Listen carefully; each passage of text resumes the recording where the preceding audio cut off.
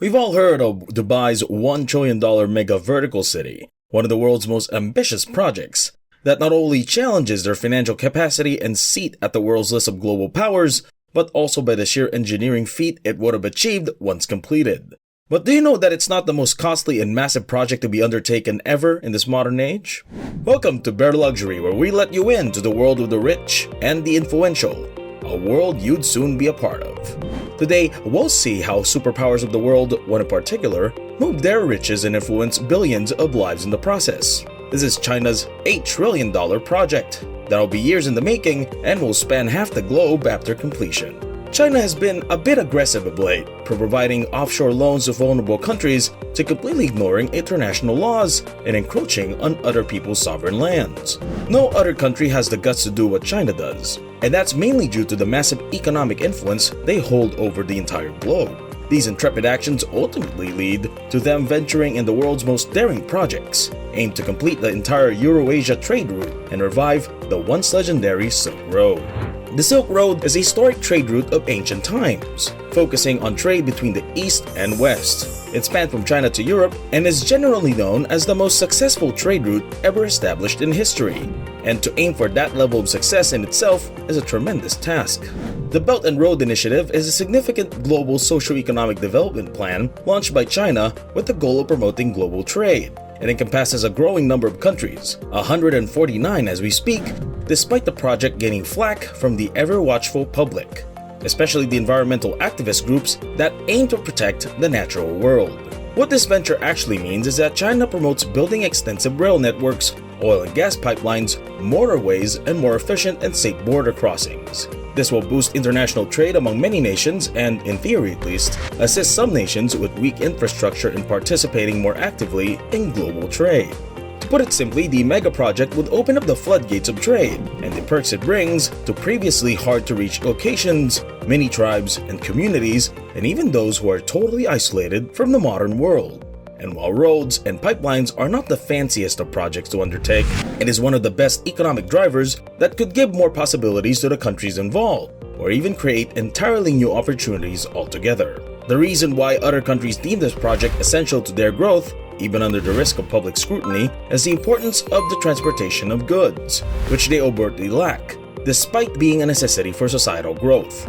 For most, China's Belt and Road Initiative has become a lifeline for their sinking nations. This massive undertaking by China's President Xi Jinping stretches from Russia, other former Soviet republics, Southeast Asia, India, Pakistan, and even going as far as Egypt. The projected completion date of this monumental task is around 2049, which coincidentally coincides with the People's Republic of China's 100th year anniversary. One of the major concerns regarding China's ambitious project is its spiraling budget, which exceeded everyone's projections. What was once thought to cost only a few $1 trillion quickly ballooned to unreasonable proportions, projected to reach $8 trillion upon completion. In order for you to properly visualize such an amount, let's try some comparisons of things relative to the amount of cash involved with the project. If withdrawn in cash, $1 trillion would weigh 2.2 billion pounds. That's equivalent to more than 1.5 million cows. And if you manage to stack them atop each other, $1 trillion would be a quarter of the way to the moon high. Multiply it by 8, and you could make a moon and earth kebab. Considering that the project is still incomplete, the stack could only get higher and higher. Since we talked about height, one of the venture's lead projects is Egypt's new commercial district. Just east of Cairo is the Major Business District, or CBD, which appears to play a significant role in Egypt's rejuvenation project. There are 20 business and residential skyscrapers being built on the more than 500,000 square meters of land that the project occupies. There will even be a 385-meter megastructure among them, which could be the tallest for the African continent. This will generate a considerable amount of jobs not only for the district, but to the surrounding areas as well, jumpstarting Egypt's economy to heights it never reached before. With all these positive effects, the BRI projects on the countries involved, one might say that this task is as noble it gets. But we all know why China ventures into such projects in the first place: for influence and power. They have been after the mantle of being the #1 nation on the planet. China has been steadily gaining ground on this title for years. Now, based on its carefully treaded path, it appears as though China will advance as the world's dominant nation in the next decades. But undertaking such massive projects comes with its own set of challenges. Projects of this size are always hot on the eyes of environmentalists, and China spearheading this project is even more of a red flag for them, since China has been known to be lenient in enforcing environmental protection laws. The only thing they seem to care about nature are the pandas, which are all owned by China, by the way, no matter where they are in the world. And this is but a minor issue faced by the Chinese government. They have been accused of human rights violations, censorship, cover-ups, and even genocide. These, to some degree, affect the project as well. There are even reports of China sending unpaid laborers abroad for the project. The answer to the question how could be a whole video on its own. Imagine yourself to be the leader of a nation or just a wealthy businessman looking for a great investment. Would you have engaged in a project with this much controversy? What would you demand of your future clients or business partners before entering into a deal with them? Leave a comment down below and maybe get back to it as a reminder in the near future. But it's not all bad for China. Like other major players of the world, they too realized the importance of global codependency, and that participating in helping resolve global woes is a move that benefits them. They have started transitioning to greener energy generation practices, stopped building new coal power plants, and even helped fund other countries in their fight against global decay. And this is the second unforeseen twist in the project. Remember how the environmentalists are concerned that the whole project might disturb or displace nature?